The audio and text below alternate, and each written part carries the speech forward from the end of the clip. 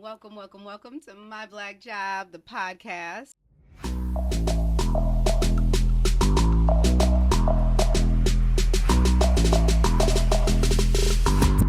I have the beautiful, the vibey, like the so cool, like the cool kid, Ase, sitting on the green couch today. Hi, love. How are you? Hello, beautiful. Hi, how are you? Our connection is different because I feel like we have history, yet we don't know each other at all. I know, isn't it funny? Connected, yet it's like, who is this stranger that I know so well? Like that's how I feel. Like even the energy of it all, I feel like so like tapped in and so like dialed in to you, and I just feel like we can just talk and kick it. But before I just like kind of go, because clearly we've been going, because y'all, they done got us all the way together. I just want to just introduce you properly and make sure that I, let everybody know who you are.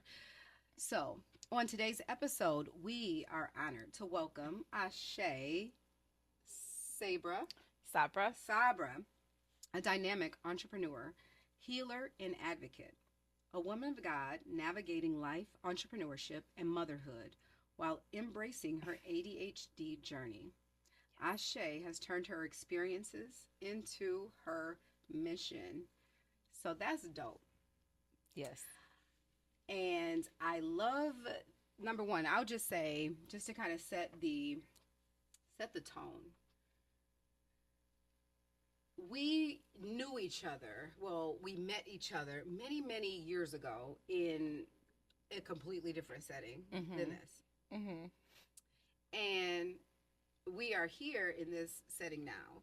And I am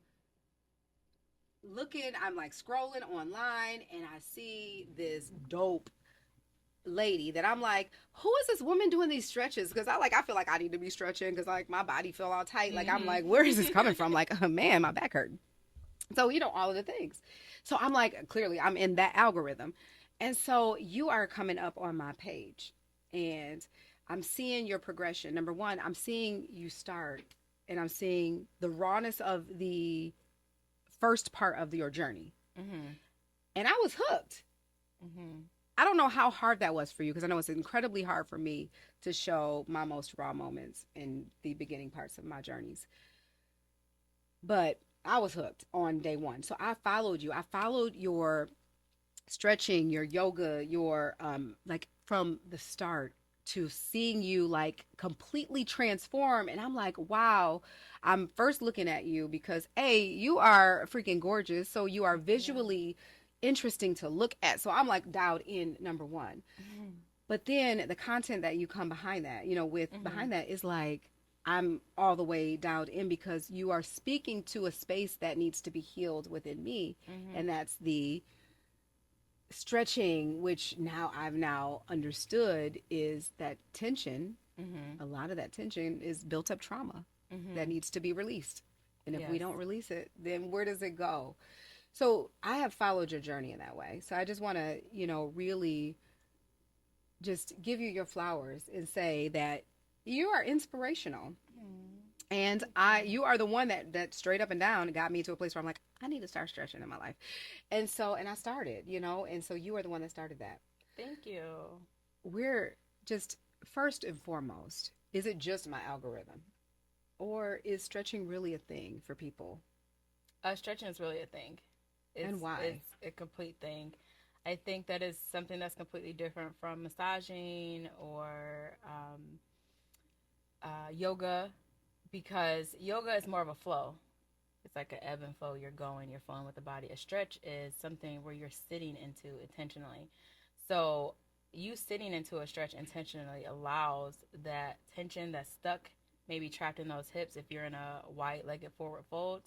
And now we're sitting there, and now you're allowing that pressure to come. And when that pressure comes, it's starting to move whatever's stuck. And then when that start moving, maybe you're starting to feel things. Maybe emotions are coming. Maybe you have this like euphoric feeling. Maybe you're really tired. Like when we had our session, when you got done, you was like, dang, I'm tired. I feel like I can go nap. That's just because you had a big release. The body releases when you sit down in a stretch. So especially if you have someone applying pressure to you in a stretch, that's going to allow the body to then break down more of that myofascial tissues, which is where that energy is trapped at, which is where that trauma is trapped at. And then we kind of just start peeling the layers back from there. So what is dope, which I will insert a clip of our session because Okay. I recorded it and I, and I shared it with you, and I just looking at just the number one, what the body can do when it has some assistance is really really dope. But what I felt, what came to me was we wonder why we have all of this sickness. If I think about it, my body is tight. I'm like, oh, I'm stretching. I'm like, neck cracking. Probably the camera, microphone probably picked that up now. Just my neck cracking, just me turning my head. How badly does my body need to release some tension, some stress, some all of this built up stuff? Where does the built up tension and stress go? So after our session, I was, really just kind of giving that some thought because I felt released. I felt lighter. I felt like I could really actually move my arm without it aching. And I'm like, I don't even feel like I'm that old, but I feel like my body is starting to say either I'm getting old or you need to do something different. And so it was within that I realized that, okay, when you stretch, the energy, if it does not, if it can't go anywhere, it gets trapped. It's trapped. So it's trapped. So you feel these you. knots in you. You feel tight. That is your signal. That is your clue. That is God saying, hey, go and take care of yourself, because if you don't, sickness and disease and all of those things is tied up in a knot and all wrapped up, and it can't go anywhere. It can't even get out of your lymph nodes and out of your body. So that's my whole intuitive just thought process behind it. It's definitely not anything that I've studied or learned. But your practice is so dope because you really give education behind a lot of that stuff too, in the trauma release and what that really does for us, not only like in the I guess what I'm trying to say is not really in the way where we're looking at taking medicines and things like that, but really in a homeopathic way is really what I'm trying to say. Yeah. You really give like that perspective and the why and all of that stuff. So, I mean, I kind of want to go there a little bit. Yeah, I think that oftentimes, and like not to combat any type of medicine or anything like that, because there's a time where you get to a level where you're going to need that type of intervention if you wait too long. But like you said, starting with the knots and things, before a disease become a disease, it has to develop from somewhere, right? And it's sitting there. And so over time, you're kind of feeding that disease and you allow it to sit in your body. And you have a lot of stresses, not just you moving your body, but things that you don't deal with. Maybe you're in a work environment that's not healthy for you and you don't speak a lot. So you're holding a lot of things in. So that's that trapped trauma on top of just your everyday body movement. Maybe you overexert yourself. Maybe you're a mom and you're constantly picking up kids up and down and your shoulders are extremely tight and your back is hurting. So you have those things and you allow your body to sit in there. Anytime you have weight on something that's fragile, it's going to do what? Break. Our bodies are very fragile. We're like one puncture away from dying at any point. That's true. Like that's real talk. we're very fragile people, but however, we tend to think that we're invisible and we're not. And so then you allow yourself to sit and never lubricate the joints, just like on a door. You put WD-40. If you don't open that door, it's going to rust. And if you try to force something open that is rusted, it will break. So that's how the body works as well. You have to lubricate it. You have to then give that machine things to help maintenance itself so that it can keep working for you. And that's what stretching does. Is simply just a body maintenance. You're using that as a tool to help maintenance your body, to give your body what it needs to help you, because it shows up for you every day. So I can't always get people to go do a yoga flow, but I can get people to go stretch. Do 3 stretches. Touch your toes in the morning. Reach for the sky. That's a good morning pose. You're reaching up and you touch your toes. If you could do those 2 things a day, just opening the spine, because you think about it, you're very everything is compacted. And if you look at it like a refrigerator that's packed with food, right? And you're trying to organize it. But if you don't have a space where you could take that food out and give yourself space to clean up, then you're not going to do anything for that refrigerator. You get what I'm saying? You can't clean something when you don't have room. Same thing for your body.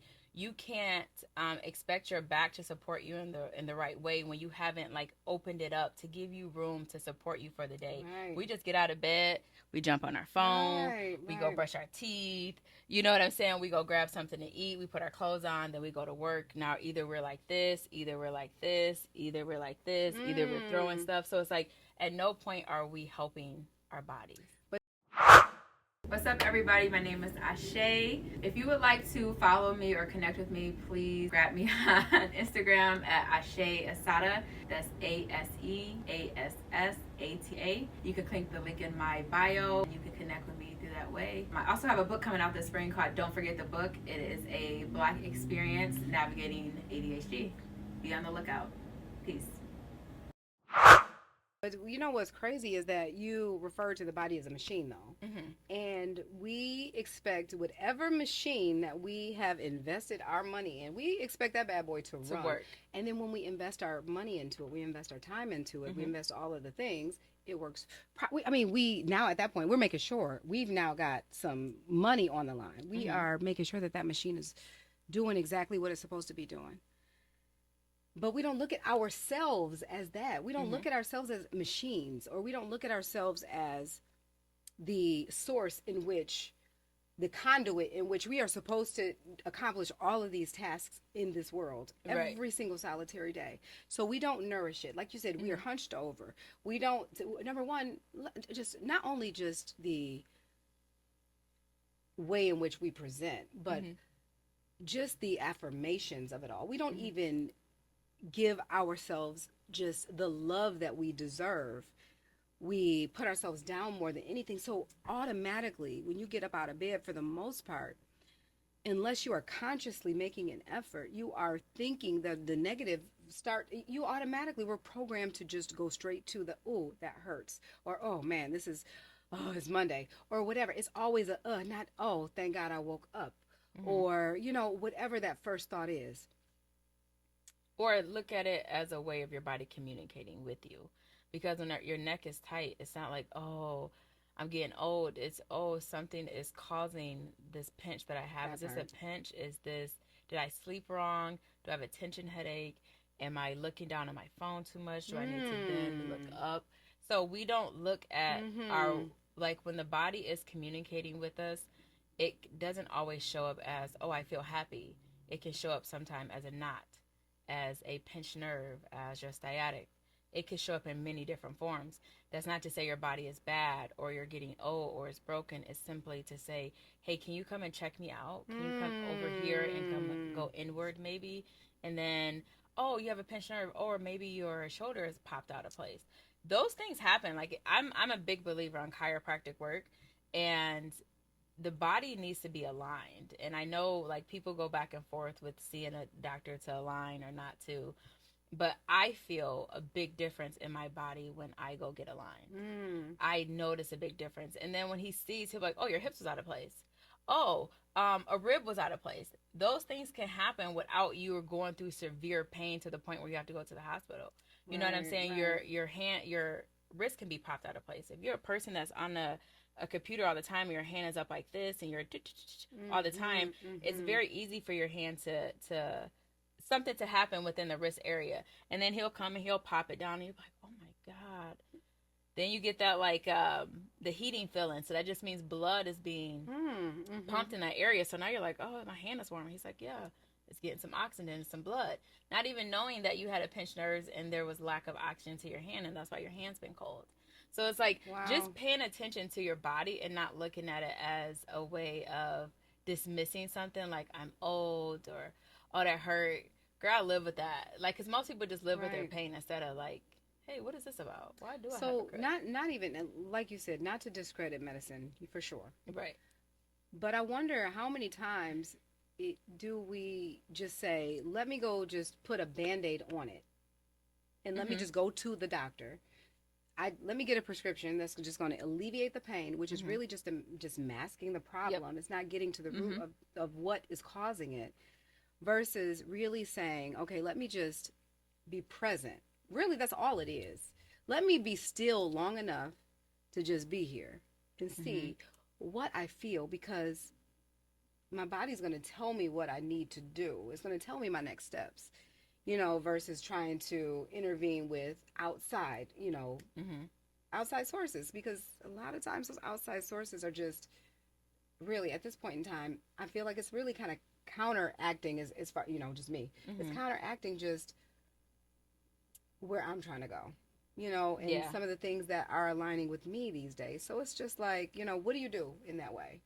I feel like sometimes medicine can pull you away from self rather Mm-hmm. than assist you with going into self, because pain medicine is, like you said, it's just a way of it's a way, I forget the science behind it, but it's pretty much blocking the pain sensors in the body, and essentially you're now telling your body you're not in pain. You're just blocking that, so the pain is still there, but your body isn't registering that. So in life, we always, like, that instant gratification always gets us in trouble. Mm-hmm. Like, there's never any longevity from instant gratification. So yes, if I pop this pain medicine, it will take my headache away, it will take the pain in my back away. However, once that medicine wear off, that pain is going to still be Mm-hmm. there. So then we have to go to the root of that pain.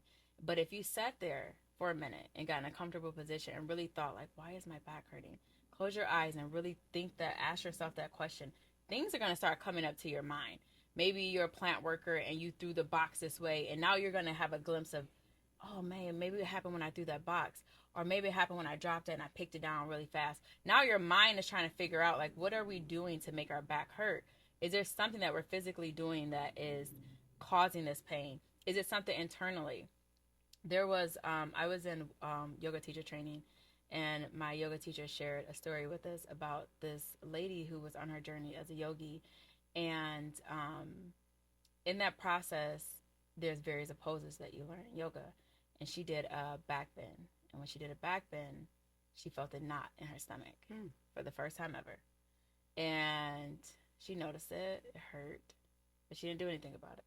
She goes to yoga, and throughout her course of yoga, she's noticing this pain that's in her stomach, which then prompts her somewhere along the journey. I'm paraphrasing. She goes to the doctor and finds out that she has a tumor in her stomach. But after she got the tumor removed and she was on her road to recovery, she basically just devoted her life to yoga. I'm not gonna say her whole life, but she really, really felt compelled to spread yoga, because she was like, had I not went into my body, I would have never even picked up on that knot, and I would have never Mm. even addressed it. I would have just kept moving through life thinking I just had a stomach ache, taking various Right, medicines right, here and there. right, right, But if right, I right. didn't sit into my body and really feel that and move my body in different ways, because now in a back bend, I'm pushing my chest up, my arms are over my head. And that's a position that, if you don't intentionally go in that position, you're not doing, you're Right. not, pulling your abdomen that way. So now she's able to feel that pain. So it was just being present in the body allows you to discover. And that's the beauty of it. Like, you can discover. Do you categorize yourself as a yogi? I mean, so but pardon if I'm saying something wrong. I mean, No, yeah, I definitely relate to it. It's really hard with me in titles, because I have an ADHD brain, so there is so many things that I align with, and yoga is definitely one of them. I would consider myself a yogi. And to touch on a yogi, it's not necessarily the poses that we do on a mat. It's really the mindset in which you carry through mm, life and how you look through life and what lens you choose to use. And I choose to use the yogi lens. So I don't really focus on the things that I can't control. Like, mm-hmm. coming into here, what they're going to ask me, being nervous, it's like, well, I don't know what they're going to ask me. I don't know how this is going to go. I am a little nervous, but I do know that I'm a wellness girl. I know that this is a passion of mine. I know that I love yoga. I know that I love being an advocate for ADHD. So just being true to that, and, like, letting go of the things that I can't control, of the questions that I don't know you're going to ask me, Yeah, that is the yoga mindset. And yeah. that's what I It identify seems as. like the yoga mindset is just like release. Yeah. and not holding on, like you said, to the things that you can't control. It's like, Yeah. why are you trying to control the narrative? You have Mhm. absolutely no control over that. So it's just like, just go for it. And whatever happens, happens. And know that it's all going to work out for your good in one way, shape, or another. Yeah, just knowing that things are here to work out in on behalf of you, and not Mm-hmm. always thinking things are here to work against Against you, you, even right. if you don't understand it. And like when I first came here, you said something. I complimented your skirt, and you were like, "This is called free dress." Uh-huh. That's another part of yogi. It teaches Right. you how to be free, Yeah. to not really care about the perception of what people are going to think of you or how you're going to be perceived to the world, Mm-hmm. rather than to be true and honest to who you are. And if Right. that little girl wants to play, to put that skirt on and wear that pink and let her play and And be just do free, you. and just be free in a world where Mm-hmm. we're Mm-hmm. very put in a lot of boxes. We It just re- teaches you to we be really free. are. But I feel like there has been a change, and we are starting to realize that we no longer fit as people. We don't fit in a box. We are Mm-hmm. not a niche. Mm-hmm. That And part. we're not. It's like, Keying so in you on one try to, niche. I mean, I don't even care, even the people who say the non creatives, Mm-hmm. that do not subscribe to the creative mindset, still don't fit in a box. Even still, you are so multifaceted, So I think the world is like really like Mm-hmm. that, everybody has adopted that. And so in that, now we have gotten to a place where we used to categorize something as, we just put people in a box of, back in the day, oh, they have ADHD, and they put them on medication just to calm them down, right? Mm-hmm. And so you have on your platform have really made it a point to start to bring a more awareness Mm-hmm. to not only ADHD, but something that feels like a new term, the neurodivergence term. Mm-hmm. And that is something that I feel like, I think I know what it is. I think I understand what it is. I think I subscribe to it. I think, Mm-hmm. but I don't know because I'm not an expert in that Mm-hmm. field. But it seems like a lot of people are subscribing to being neurodivergent Mm-hmm. in some way, shape, or form. Yeah, I think I'm no expert either. I'm just a person that navigates through it, that has been living with it, that um, don't want to be controlled by it. I want to learn how to live with it and not against it. And I think that neurodivergent has always been here, or neurospicy, you would say, has always been here. I just think that it's being more accepted, and we have the internet to spread that awareness of it. But I feel that for me, it's just neurodivergent is just a person that processes information differently. And I know that every brain is different because people say that, like, well, everyone's different. I get that. But a neurodivergent brain, frontal cortex works differently than a neurotypical frontal cortex. People with ADHD, for instance, frontal cortex doesn't fully develop until the age of 35, when a neurotypical person's frontal cortex develops at the age of 25. Mm. There's a 10-year difference. So to say that those two brains operate the same is to just debunk science. And in that case, I have no intention on convincing you anything other than what you choose to believe. But there's a big difference in a 10-year development. And so I think that neuro spicy people are finally given a platform, are finally given space to take up. Because we live in a neurotypical world. We're graded from a neurotypical standpoint. All of the schools, you sit in the classroom, you got these bright lights, you're sitting straight, you sit in the same spot every day, you do the same class, you go, most time you don't even start switching classes until middle school. And that's a privilege to go in the hallway. You know what I'm saying? Right. But not everybody can function that way. That's really difficult for a person like me, for me to sit in a classroom for hours and I can't put my feet up. I can't fidget with nothing. I can't get up and move. I can't. You want me to sit and then you want me to listen and you want me to remember what you're saying. And then you're going to ask me something about that. And all my brain is thinking of, I need to get up. And then I'm going to, you know what I'm saying? So I just feel like we are finally being seen. Always been here, but finally are being seen. So what happens? So there's a 10-year difference, right? Mm-hmm. What's going on in that 10-year time frame? So we just have a slower response time on certain things. Like, so our brain is very developed in the creativity and the ideas and problem solving things. And you could probably fix somebody's life. They could give you their problems and you can really understand them. And then you could just be like, oh, you could sort things out. Can you necessarily do that for yourself? No.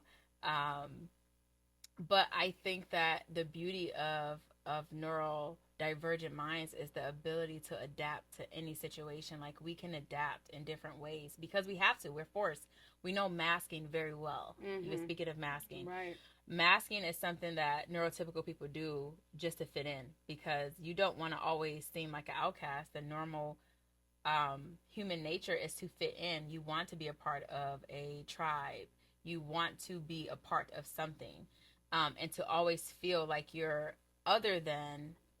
That's going to make you feel like, what's wrong with me? Now I'm going to start looking at their behaviors. Now I'm going to start doing what they're doing so that I can appear like them. And so I'm going to try to sit here. And now I'm not really listening to the conversation because I've already left the room 3 times. But I catch the last 2 words you said, and now I'm going to make up something based off those 2 words to try to make you feel like I was listening to you the whole time. I wasn't. Right, exactly. Yeah. I understand. You know, what you said was...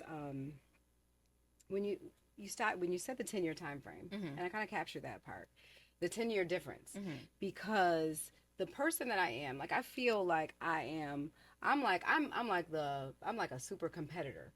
I compete really, and I'm only competing against myself. So I'm always using myself as I'm measuring against myself. And so also not discounting the fact that I understand where my weaknesses are also. And so I do subscribe to some things where I may have once looked at as a weakness in terms of the neurodivergence, because I do subscribe in some ways, because I am certainly all over the place, honey. But who is the one who created that narrative? That's what I'm trying to figure out, because I know that I'm like, wait, who said that there's a 10-year difference? Because I don't know about that, because I know that I'm like light years ahead, because I be looking like I don't think it's in a way of like, because I can't break down the science in what way. So how we can organize things, we may not do that in a traditional way. Your room could be a mess, but I guarantee you know that mess like the back of your hand. And if somebody came in there and tried to organize your mess, you're like, you just fucked everything up. You know where everything is. Yeah. So the way, like, the frontal cortex is really responsible for the way you do things, your executive function, how you set things up, how you plan things, how you get from one task to another task. You may have just found out a system later on in your life. Like, I'm 34. I just found out a system for my brain. So when I heard that my brain developed slower, it wasn't like, okay, I'm not as smart as them. It's just that certain things that come easy to them takes me a lot longer to understand. Like, for me to have developed a schedule it took years for me to learn how to follow a schedule, because my brain, I could do 5 different ideas at one time. Think of a computer. You know that, like, on an iPhone, you only can have 716 tabs open. That's your max. I've had all 700. They're like, you can't open another tab, but every one, I do too. Want it. Like, I'm working on that, and I'm working on that, and I'm working on that. So I cannot let any of those out. Yeah. You know what I'm saying? So that's kind of like how my brain is. So while other people are developing and focusing on hey, we need to, now we're in school, now our brain are learning the executive function of how to do things.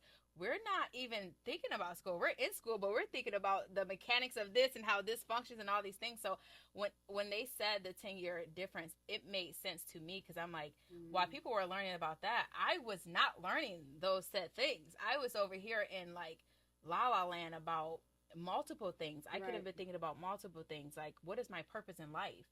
I remember being a young person thinking like, am I supposed to just brush my teeth every day? Right. Is this just what life? We brush our teeth, we go to school, we come home. Okay, why are we doing the same thing every day? I don't understand. So now I'm sitting here trying to figure out, like, what is life? Like, okay, is this just, or is it supposed to be something more than this? As a little kid, and I'm just, you could be over there learning about math, and I'm over here trying to figure out, why was I even born? And what's the purpose of, like, living, of being here and dying and all the things? And it's like, algebra, okay, now come up here and do A minus B, and I'm like, I don't know what this lady said about anything, but I think I know why I was born. You know what I'm saying? Like in my head, that's what that hour went to. Right. Or like time blindness. That's another thing that we experience. So when you get fixated on something, you think an hour passed, you know, in reality, 3 hours passed, and you're like, no, it hasn't been 3 hours. No way. Like I just got here. No, it's 3 hours because you're so fixated on it that there is no time. You don't even have a sense of time. You have to be reminded of time a lot. Like, hey, you got this to do, and you're like, oh yeah, I do have to pick up kids later today. Like I have a timer set on my phone. I have a senior in high school. I still have a timer to pick her up from school. You would think as a senior that I would stop having a timer, but no. If I get too caught up in my day, it would just go right past me. And then 4:00 is here. She gets out at 2:30. I'm like, oh my God, I didn't pick up my kid. Thank God for phones now, because my baby can call me. She calls me at 2:00 every day. Hey, just a reminder, you got to pick me up at 2:30. I'm like, okay, thanks. Thanks. As if I didn't know that, but it's like, okay, thanks. I appreciate it. So,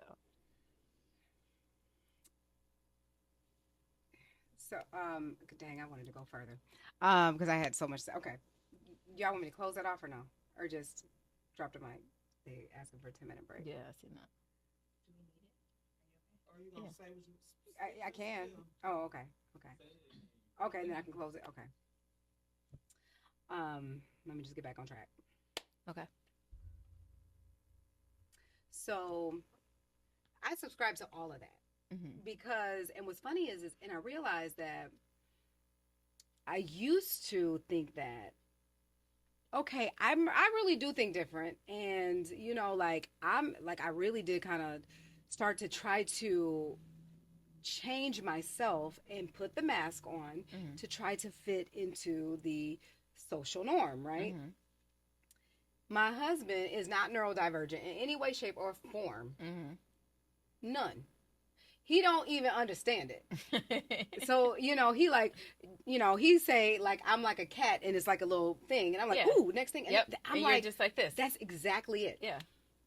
And I felt like so scattered so much. And I don't even like that word because I'm a very put together person. And I'm not scattered at all. Like at all. But I got a million thoughts going on at the same time. But I'm not scattered. So then I had saw this post, right? And this post was this guy explaining it he articulated it perfectly. I felt so seen. And he was like, what it is, it's like you're having a conversation and you're like, hello, you know what, Ashe, I love the fact that you are so bold that you wear your nose ring like that. And then that's where the conversation stopped for you, because you're like, nose ring, right? Because that nose ring that's in my nose, you know, I definitely want to make sure I change that, because I've been meaning to go back to that one tab on Amazon. Oh, snap. Dang, I left that tab open. Shoot, I forgot to respond to that lady. You got all of now that happened just because someone sparked the trigger of that. So they are talking to you, and like you said, they going on and on and on and on. You and on. left the conversation. You have left so the building. Long ago. You all over in like you La La come in at the last end, and they're like, and try to figure it out, right? Can you relate? And you're like, I have become a master at like sub listening. Yes. So what's funny is that because I was sub listening, and so I really don't even know the whole conversation, but I know the kicking it with the cast team. They were talking about me the other day, right when I was right there. They wasn't even talking about me behind my back, honey, because they just knew that I was probably not even listening. And I think I was like, and whatever the inside thing was that I always just said, I guess, and my kids picked up on that too. And it's not like I'm not listening. I really am, but I'm like passively listening while I'm doing a whole million things. So I want to let you know that I am still, you got me. I'm locked in. Because that's I'm validating this. I got me. But I'm still on a whole because I'm not going to contribute to the conversation because I don't have nothing to say because I have not even activated that side of the brain. Exactly. And you want me to pull all my attention from this to then try to figure out how to keen in on this, which is a whole process. So that's that executive function to allow you to get from one thing, switch to another easily.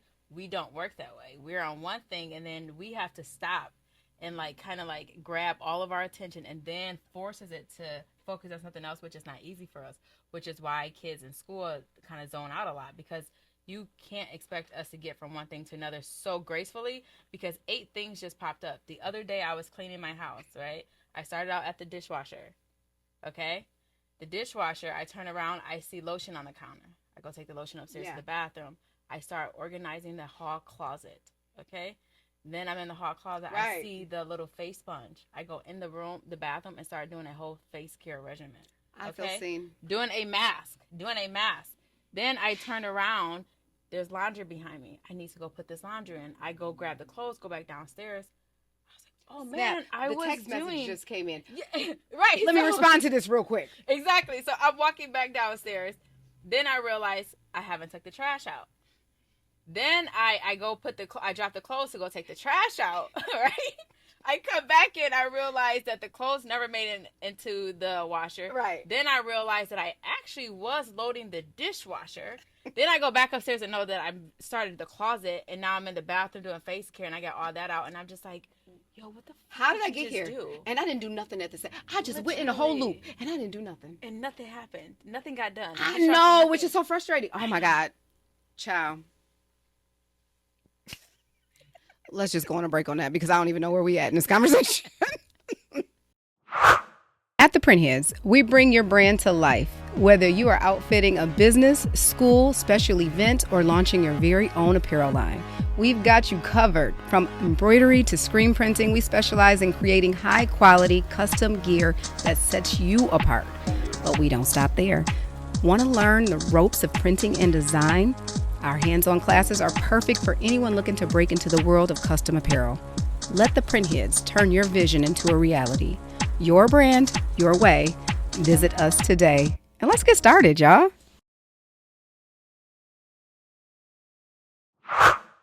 Ase means the power to bring upon change. Because I've heard it. Yes, it's what you would say at the end of a prayer. It's kind of equivalent to amen. You would say Ashe to seal it, to bring some power behind whatever you just spoke into the universe. So it's now that I feel like, based on where you are and, you know, where your life is, that people have categorized like this, whatever this is. Us talking, you know, in like these spiritual, metaphysical, these time, you know, shifting like terms. I mean, we're talking multi-dimensional types of things. You know what I'm saying? That it just crosses time and space. And as like a person that is trying to break free from programming, right? The, you know, those words, like, they are not necessarily things that are intuitive to what we have been programmed to know, right? So just the, like, the ashes and like things like that. I've heard that term time and time again. I just never even knew, never even thought to ask. But what caused you to like really get on this path? Because this is a path of like the straight and narrow. This is not what the masses are doing. Yeah. Which is interesting because the Bible says that you need to take the path of the straight and narrow in order to inherit the kingdom, right? So it's like the masses all agree upon one thing, and then we look upon those who think different, and we you being too long, girl. You better be quiet. Fingers, and we categorize, and we compartmentalize, and we say the woke people, or the whatever people, or the whatevers, or the whatevers, or the whatevers, because there's a different classification for everything that is outside of the program. You appear to be, in from my own personal perspective, you appear to be free from that programming. Yeah, I wouldn't say I'm completely. I would say at about 25, life was just on such a loop. I was stuck in a loop, and every year on New Year's, I kind of use certain holidays to use time to reflect over my life to see if anything has changed from the next year, because I'm so bad with time. So I use like certain dates to be like, okay, well, what was I doing this time last year? How was my life? And then I realized I was in like a loop, and I was like, okay, so I don't know what religion is. Like I know all these things. I know because I was taught these things, and I grew up in a very Christian household, and I'm just doing a lot of things that I'm told to do because that's how I was raised. And so I've never questioned my religion. I've never questioned my thought process. I've never questioned um, anything that I thought. I never questioned my thoughts. My thoughts were just my thoughts. And then I was like, I don't know what's right, but I know what I'm doing is wrong. And I just want to be different. So I'm a millennial. So I went to Google and I was like, how do you change your life? And one of the top things was yoga and meditation. And I was like, what the fuck is yoga and what the fuck is meditation? And so I looked it up, found out what it was, looked for my nearest yoga studio, went to Jamel's. Shout out to Jamel. I love you, Jamel. All right, Jamel, I don't know who you Trap, are. Maybe Trap Yoga Studio. He's the GOAT. Nevertheless, he was giving out a free community meditation class on Wednesdays. And if you stay for the class, I didn't know this at the time, you get into the yoga class for free. And I sat in silence for the first time ever in my life at like 25. And it was the most profound thing, but no one was talking. And I was like, what the fuck is happening? No, like all these things was happening, but the room was quiet. And it was so uncomfortable, but very home, but very, I didn't know what was happening. Then I started to cry, didn't know why I was crying. No one even said anything. And then he guided us through the most beautiful experience. And we just like moved our body. And then I never left that the same. And so I started to dive into yoga. And yoga was really what brought me to God, what brought me to myself, what brought me to just being kind, just realizing I wasn't that kind. Not that I was a bad person, right? But like I could have been way kinder. I could have went out of my way and handled things a little bit differently. I could be a better person. I could change these things about myself. And so through yoga, it just had me deep diving in myself, and it brought a level of awareness that I think gets looked past a lot, because without awareness, you don't know nothing. And so if you don't have awareness in yourself to know that you're always offending people, or that people really don't mess with you because of your character, or maybe you're a people pleaser. But if you don't have that level of awareness, you don't know what you're doing. You don't know if you're doing good or bad. You're just not aware. Yeah. Exactly. No one's governing anything. So when you have that level of awareness being brought into you, then you can start to govern your ecosystem. You can start seeing like, what is this? What is that? Oh, I actually love when I do this. Oh, I do not like when I talk like this, or if I do things like this, or this makes me feel happy. So then I started to discover myself. And I think that oftentimes society prepares women to be wives before they prepare them to be a friend of themselves, and we teach them to be someone else's wife. Right, and I think if we we teach them how to put on a mask before they even know who they are themselves. Yes. Wow. Yeah.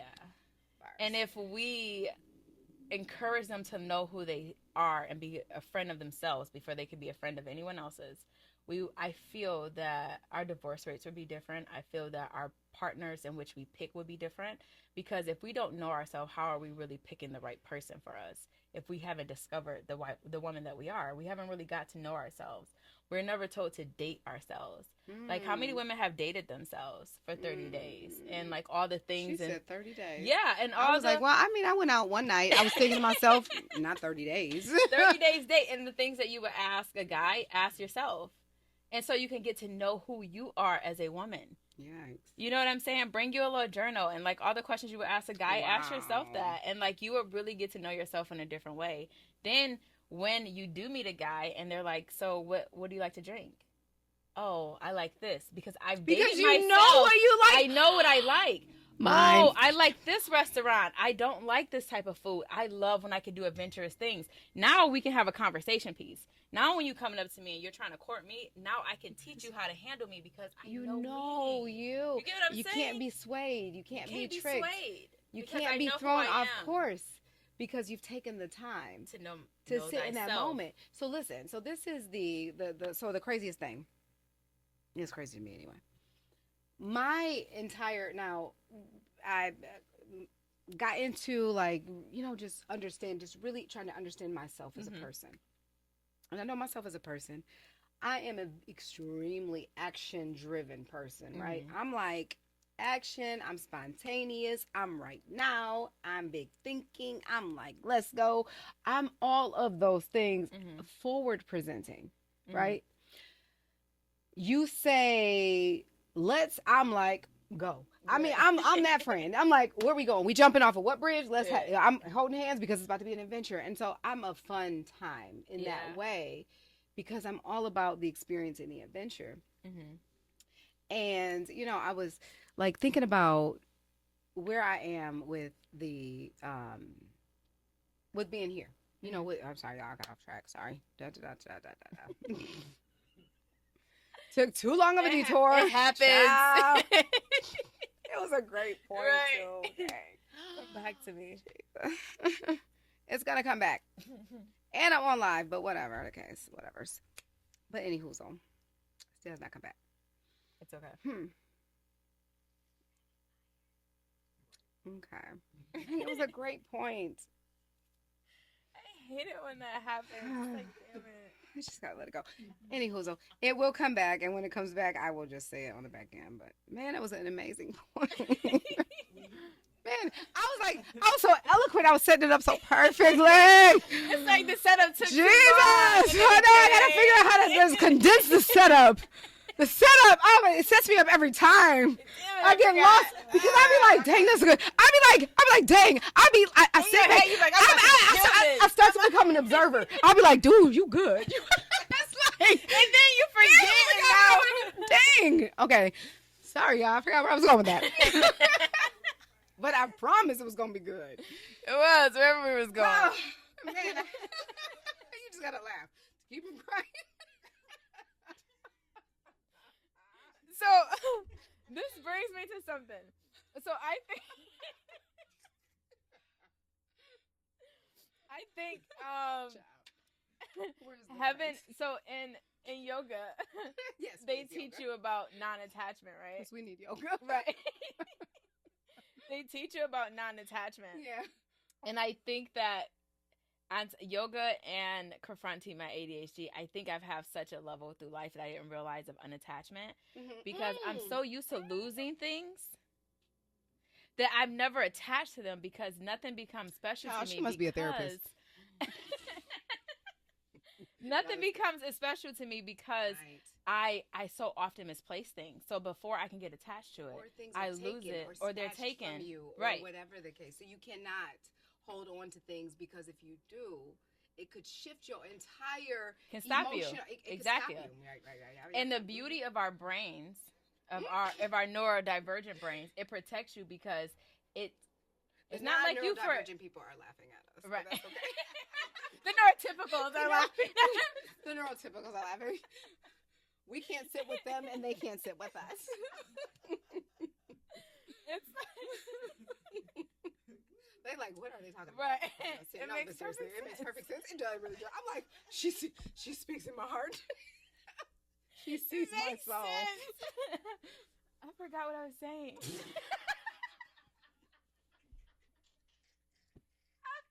I forgot.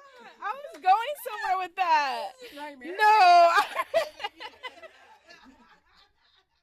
I was going somewhere really good with that. I was vibing. I was like, I was there. Okay, dang. I was going somewhere. Okay, I'm crying. But this is why you need non-neurodivergent people on your team. You guys are so important. More important. You're atypical, right? No, you're neurotypical. Neurotypical is neurotypical. Y'all think straight. You're normal to society. We straight think crooked. But no, I think you crossed the line. I think you like straddle the fence. Because you can jump back and forth. You can go to you can be like, hold on. Wait, what happened? What happened? Oh Lord. Oh, Bryson's on the team. Bryson, sit on the couch. Bryson is on the team. It's just Tiff and Amir. That's the regular folk. Right. This episode. Bryson is also neurodivergent, everybody. Now they want you. That too. we're not only neurodivergent, but we're also neurodiverse. We take them all. Exactly. It doesn't matter. Neural spicy. And neural spicy for the TikTokies. Hey. You know. Okay. All right. Rapid fire. My bad. Yeah. Okay. We went on a whole tangent. But the tangents are fun. I know, they really are. And they bring the spice to life, though, really. Mm-hmm. They really do. And I think that we are like the secret sauce to life. And imagine a Big Mac without Mac sauce. Right? I know. It's like, and what the heck is Mac sauce? Because I'm scared of it. And it's quite frightening. And that's exactly what the three of us just presented right here. We are extremely frightening. We just forget what we say on live TV. And we just don't care. Yeah. It's quite frightening. But anywho, let's go to rapid fire before we go on another tangent. Although the tangents are fun. Okay. We're going to have you back because the tangents are hilarious. Okay, so let's go to rapid fire, which seems to be like the fun new thing for the My Black Job, the podcast. So you are the second. So you are special, ma'am. Yes, you are the second person to be able to do the rapid fire segment that we have. So pretty much what I'm going to do is just spit off some quick things, topics. Mm-hmm. You give an explanation, your thought, your perspective. Okay. Whatever comes up, comes out. Okay. No thoughts. Whatever comes up, comes out. So this is a great playground for the neurodivergent people. Okay. So what's normal to you? Oh, streets. The streets are normal. Okay. The streets. Traffic. Oh, the streets. Are we talking about traffic lights? Or are we talking about Cooper Street? Like, what street are we talking about? What's normal? I don't know. Because I'm trying to figure out how I'm about to proceed with this conversation. Because I want to know about the streets. Unless we talk about like pushing the street lights on the buttons things, and then we can just pass that. So what are we talking about? We're not talking about the streets. We're talking about like the lights and stuff. I don't know. I don't really know what's normal. I don't know. Okay. What is normal? Right. The streets. We like being outside. Yeah. We like being outside. Nature is normal. Nature is normal. Yeah. This is not a rapid fire question, neurodivergent. Have you ever done shrooms? Yes. Ooh, and what is that like? Oh my gosh, so I've done a hero's dose. Whoa. Which is 7 grams. But somehow, when I do shrooms, somehow I become a gatekeeper.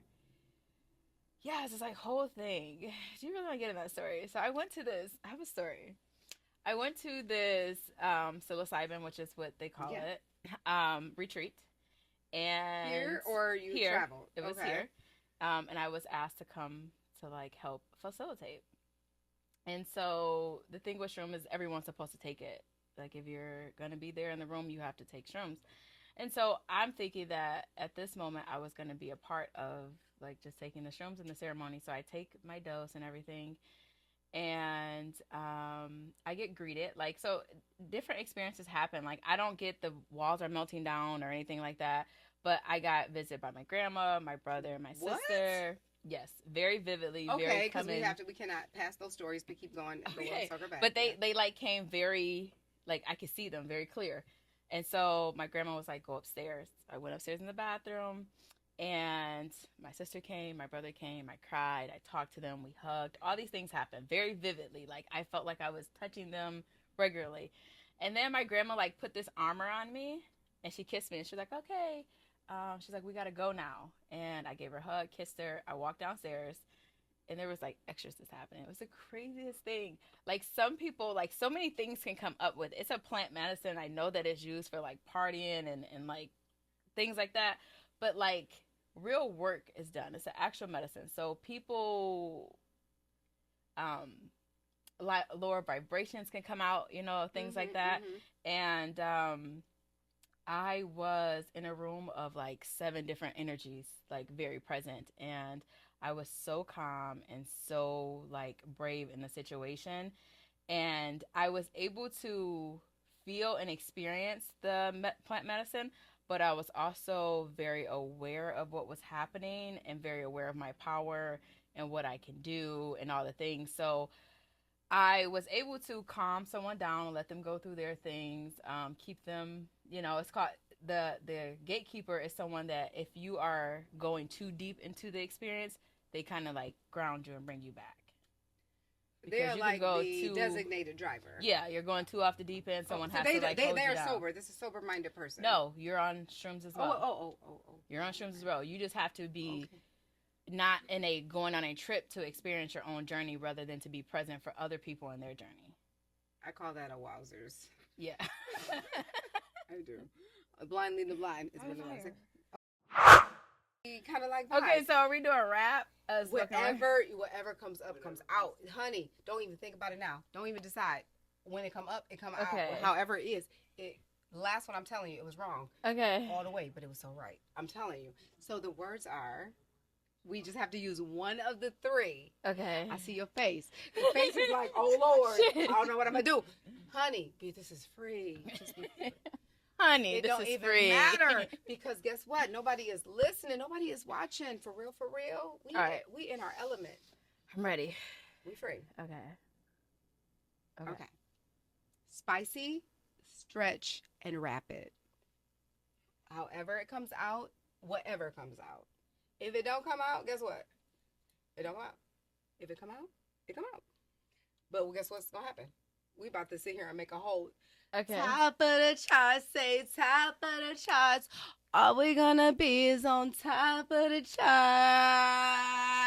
Yes, y'all. It's 2025. Let's get it. Top of the charts. Let's go.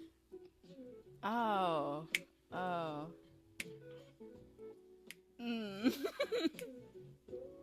Okay, where do I start? Just whenever? Oh, okay, I'm going. Okay.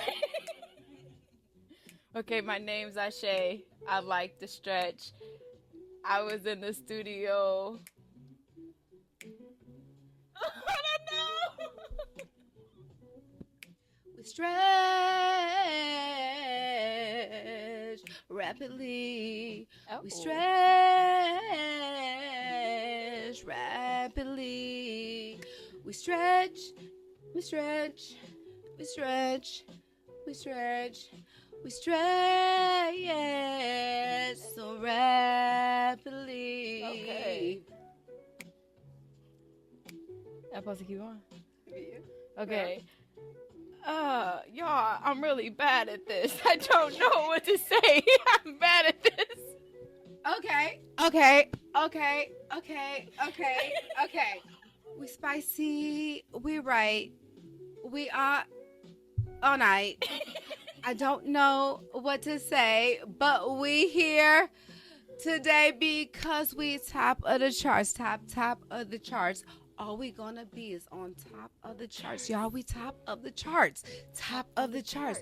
All we gonna be is on top of the charts. It don't matter what we do, y'all. We gonna do what we do. Very spicy. Hey! Because that's how we do. It Rapidly. Hey! On the charts. Hey! Spicy with the sauce. Hey. This is not my strong point. Listen, but the point of the matter is who gonna check me, boo? Because it was so wrong, but it was so right. Right. Because all it's gonna be is on top of the charts. Period. Thank y'all for showing up for My Black Job, the podcast, y'all. We got so many amazing announcements that we are dropping, y'all. Y'all, stay tuned because we are about to make history, for real.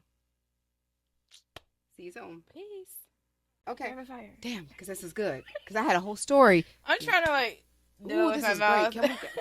Can we extend it a little bit? Smidgy cool? Wrap it or no? Or smidgy cool? Are we off of it or are we going? No, this is still rapid fire. Oh, Rapid fire? Good.